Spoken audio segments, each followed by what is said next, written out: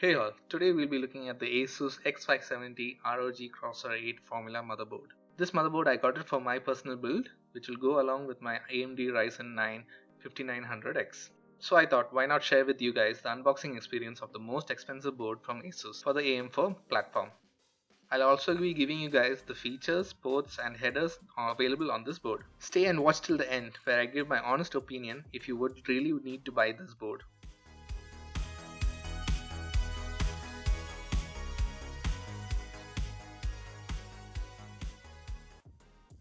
Opening the box, we see ASUS has done a pretty decent job in protecting the motherboard.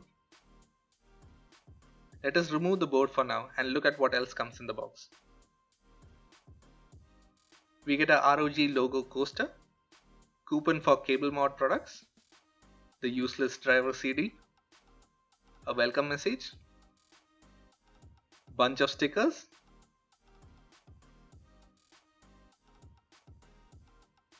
and finally the manual. Going in deeper, we get two ROG viewed SATA cables, 4 normal SATA cables, 4-pin RGB extension cable, dual band Wi-Fi and Bluetooth antenna, Q connector for the front panel buttons and lights, finally the 3-pin ARGB extension cable. We should also be getting an M.2 screw pack, which is somehow missing in my box.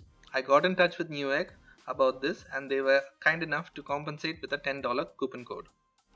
Back to the motherboard. This board is pretty sleek and does come with a full coverage matte black backplate for that all-out protection and sturdiness of the board.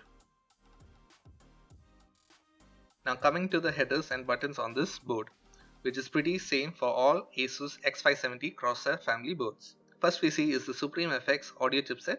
Right next to it we find the front panel audio header, then a 4-pin PWM fan header, safe boot and retry buttons, and also an LN2 jumper header. Then we have the 5V 3-pin ARGB header and the 12V 4-pin RGB header. Slow mode switch, I guess this is the TPM header, followed by the node header, two USB 2.0 headers, the CMOS battery, USB 3.2 Gen 1 header, speaker header, and at the bottom the front panel headers. Then we have the 2-pin water in and water out temperature headers, then the water flow meter header and the pump power PWM header. These 4 headers are specifically for custom water cooling builds. Above them we have the 8 SATA ports,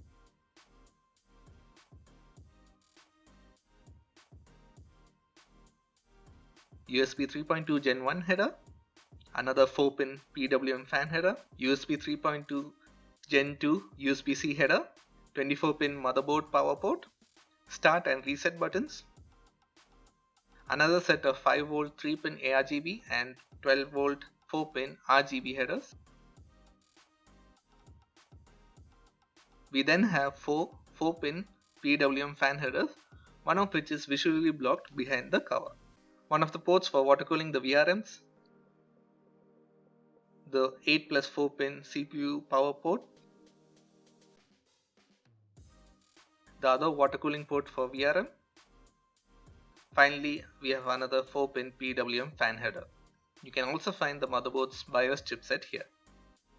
Now looking at the rear I/O, at the top we have the BIOS flashback and the clear CMOS button, the Wi-Fi 6 and Bluetooth 5.0 antenna ports, 4 USB 3.2 Gen 2 10GB Type A ports, 4 USB 3.2 Gen 1 Type A ports, 2 more 3.2 Gen 2 10GB Type A ports, a Quantia 5GB LAN port, this one is unique for this Formula board, a normal 1GB LAN port, 1 3.2 Gen 2 10GB Type A port and 1 Type C port.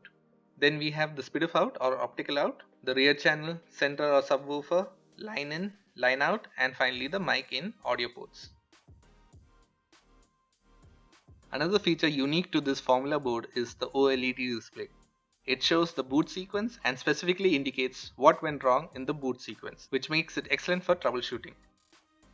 During USB flashback process, it shows the stages until completion on this display. If you haven't seen my video on it, click on the pop-up on the top right corner now. It will take you to the video showing you how easy it is to update the BIOS to be compatible with the Ryzen 5000 series processors. After entering the OS, it displays the CPU temperature by default, but you can customize it to what you want displayed here by using the ASUS Live Dash utility software. There's also some more RGB lighting on the motherboard, specifically the ROG logo right next to the motherboard chipset. One thing I loved about this motherboard is that it supported my G.Skill Trident Z Royal 3600MHz CL14 8GB sticks out of the box. All I had to do is turn on the DOCP profile and it automatically defaulted to the RAM's default 3600MHz memory speed and 14, 15, 15, 35 clock timings at 1.45 volts. I was even able to overclock it a bit without much effort to 3800 MHz and the F clock to 1900 MHz at the same timings, making the memory speed and the F clock at 1:1 ratio, the best configuration you can have for AMD Ryzen processors. All in all, I am happy with my purchase, but in all honesty, it's a bit overkill. You can settle for the Crosshair Hero or the Dark Hero models, and you'll be hardly missing out on any of the important features. As always, before I sign out, don't forget to like, subscribe, and click on the bell icon to be notified on my future videos. If you have any questions, leave in a comment and I'll get back to you. Stay home, stay safe, take care.